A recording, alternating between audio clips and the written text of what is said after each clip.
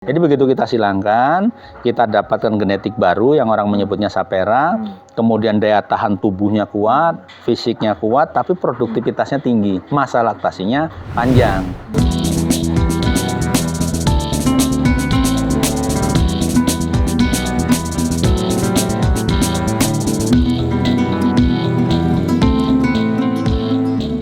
Kami pun jumpa lagi dalam Mas Rian Channel. Kita tetap dengan semangat berbagi peluang, menebar manfaat. Kita berada di Telaga Rizky 21 PAM di daerah Yosodadi, Pak. Yosodadi. Pak Win yang biasa dipanggil ya? Dipanggilnya Win, Pak. Iya, Win Pak Win ini mengembangkan punya semangat untuk mengembangkan sumber bibit lah bagi kambing perah, istilahnya kambing perah ya. Jadi beliau ini juga bahkan punya pejantan ya, pejantan dari jenis sanen ya, sanen langsung dari luar ini ya. Ya, jadi kalau jenis kambing sanen itu sebetulnya kalau untuk kambing yang menghasilkan susu itu salah satu aja, Pak. Salah satu. Ya, jadi itu ada kambing sanen, ada Anglo-Nubian, ada Token Bird dan lain sebagainya. Sekitar 10-an jenis lah gitu ya.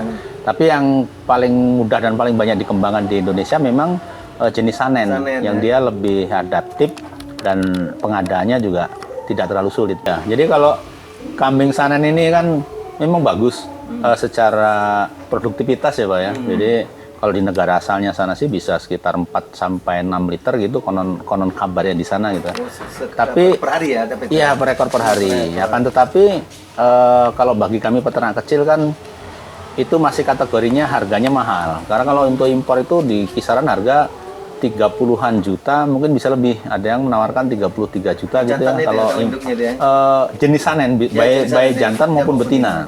Sehingga kita harus berpikir bagaimana fokus kita ini kan beternak susu, bukan hanya beternak genetik. Jadi bagaimana kita kalau cara orang itu ngakalinnya seperti apa supaya produktivitasnya tinggi, tetapi harganya kompetitif atau ekonomis. Jadi lokal untuk bibit lokal. Jadi sehingga kita siasati beli pejantan saja. Jadi kita beli pejantan saja, kita siasati untuk dikawinkan dengan kambing-kambing lokal. Ya, jadi kalau harapannya itu kalau disilangkan sekali silang nanti dia orang nyebutnya F1 filialnya itu atau darahnya itu 50-50. Kemudian kita kawinkan silangkan kedua, ketiga sampai kelima sehingga dia genetiknya itu sudah mendekati full blood, tapi memang dia nggak bisa 100%. Dan di sini juga kami baru punya 2 ekor, Pak. Iya, jadi kalau dikatakan mungkin pakai FF-an itu baru di F2 atau F3 gitu lah, gitu kira-kira. Tapi ada beberapa syarat memang bagaimana mengoptimalkan sehingga jika disilangkan dengan kambing-kambing jenis lokal itu anaknya nanti produktivitasnya bisa lebih tinggi. Gitu. Jadi untuk kambing lokalnya juga tidak asalan. Kita pilih memang yang secara struktur badannya itu bagus, jumbo kalau orang menyebutnya. Kemudian memang produksi susunya juga sudah bagus. Kalau di kambing lokal itu di masa laktasinya untuk mendapatkan susu itu dia cenderung lebih pendek dibandingkan kambing yang memang jadi sehingga kalau kita silangkan nanti harapannya juga bisa mempengaruhi produktivitas tinggi, masa laktasinya panjang. Jadi kelebihan di kambing lokal ini kan daya tahan jelas kan. Makanya kalau kita silangkan itu kalau impor itu memang yang paling sulit. Dia kan memang asalnya dari dingin. Kalau diterangkan di metro seperti yang panasnya kayak gini, jelas nyerah dia kan. Untuk bisnis ternak kambing perah ini di Lampung kalau pengen masif, berarti kan semua harus ditata nih, mulai dari bibit, kemudian budidaya sampai ke hilirisasi, kan gitu ya. Jadi dari bibit misalnya, bibit ini kan di Lampung belum tersedia seperti di Jawa. Jadi kita harus ada salah satu memang konsentrasi mencetak bibit-bibit unggul. Ini kami kami mengambil langkah itu. Jadi bagaimana kami mencetak bibit-bibit unggul yang kita siapkan untuk teman-teman peternak kambing di Lampung dan mitra-mitra kita. Kebetulan kita juga kemarin dibantu dari pemerintah, dari Disperindak gitu ya, sebuah alat untuk menguji namanya Lactoscan tuh. Jadi kalau kita uji dari situ nanti akan terlihat semua dia proteinnya berapa, berat jenisnya berapa, semuanya akan terlihat. Itu tujuannya adalah untuk kontrol kita terhadap setoran teman-teman, terhadap kualitas. Kemudian bagaimana kita mengevaluasi untuk apa lagi nih yang bisa kita kombinasikan Kan untuk agar iya kualitas susu yang dibutuhkan itu bisa tercapai gitu Pak. kambing perah ini pakannya beda Pak ya?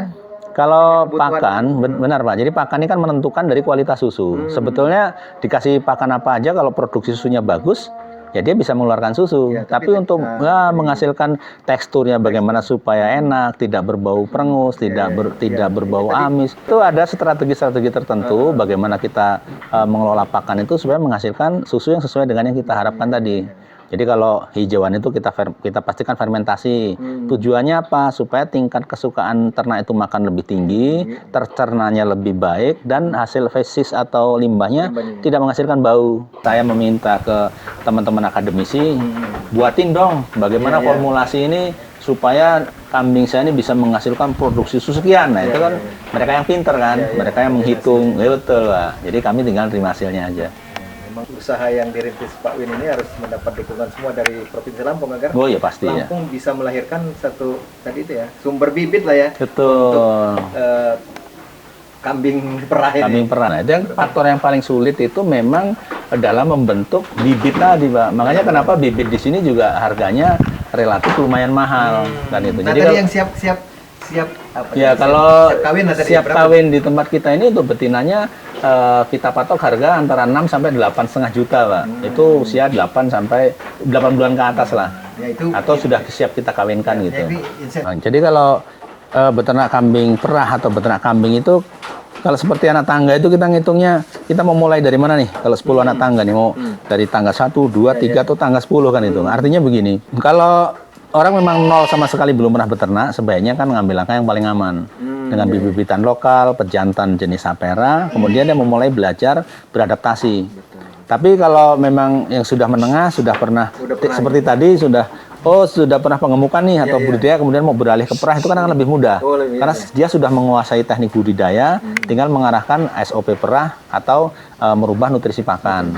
Atau kalau modalnya lebih tinggi lagi, naik lagi ke tangga yang lebih tinggi, ya beli bibitnya yang sudah sanen atau sapera ini semua diambil, itu bisa langsung budidaya. Kalau sifatnya untuk profesi atau untuk mendapatkan penghasilan sebagai pengganti, misalnya saya daripada bertani murni atau sambil serabutan dan lain-lain, kalau kita pengen penghasilan tetap itu kurang lebih punya 20-an ekor lah. Dengan perhitungan kalkulasi, katakanlah kalau kambingnya itu masih kambing-kambing pemula atau kambing lokalan itu kurang lebih diproduksi 0,8 sampai 1 liter lah. Per ekor per hari. Jadi dengan 20 ekor tadi kita bagi menjadi 50% sedang berproduksi, 50%-nya untuk replacement, pengganti sedang hamil posisinya. Sehingga kita bisa pastikan setiap hari itu ada 10 yang produksi. Nanti kan teknisnya ini kawin, ini beranak, ini kawin. Jadi bisa dapat 8-10 liter gitu ya. Produksi 10 liter itu dengan 20 ekor kambing.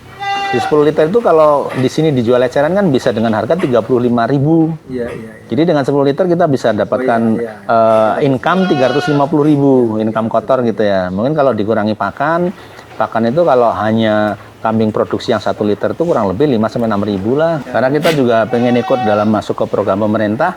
Bagaimana pencegahan stunting itu juga kami masuk bagian dari program tersebut. Karena pencegahan stunting ini diantaranya kan bagaimana kebutuhan telur dan susu. Nah, bagaimana susu kami ini juga bisa menjadi salah satu bagian yang memberikan kontribusi ke masyarakat Lampung untuk mensupport kebutuhan nutrisi protein hewani. Mengatasi masalah stunting, pada sisi yang lain menciptakan lapangan kerja, menciptakan pendapatan kesejahteraan masyarakat.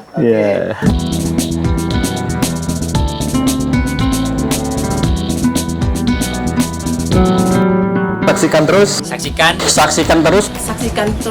dunia usaha, dunia kita semua, berbagi peluang, menebar manfaat.